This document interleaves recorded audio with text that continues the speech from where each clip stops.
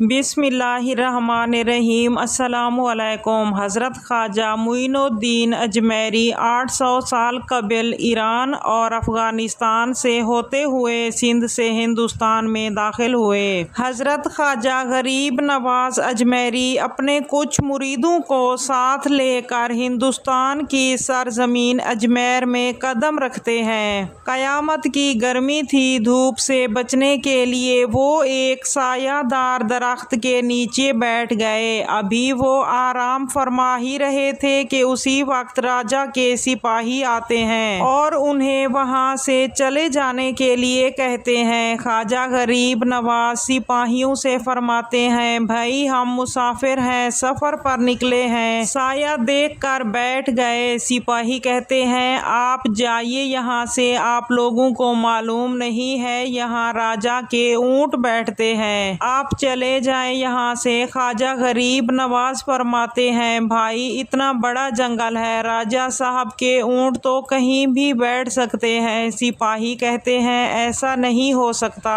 آپ لوگ یہاں سے چلے جائیں، راجا کے اونٹ یہیں بیٹھیں گے تو یہیں بیٹھیں گے، سنا نہیں آپ نے؟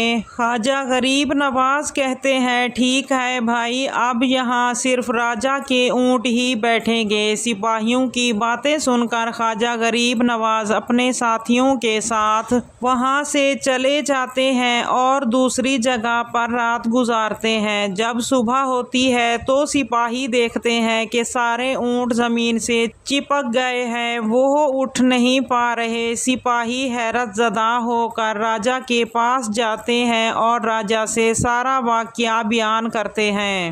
راجا صاحب، ہمارے اونٹ زمین سے چپک گئے ہیں۔ راجا نے کہا، ایسا کیسے ہو سکتا ہے؟ ہمیں تو لگتا ہے کہ فقیروں کو ہم نے وہاں سے اٹھایا تھا، یہ سب انہیں کی کرامات ہیں۔ شاید تم ٹھیک کہہ رہے ہو، وہ سچے فقیر تھے، جاؤ ڈھونڈو انہیں اور ان سے معافی مانگو۔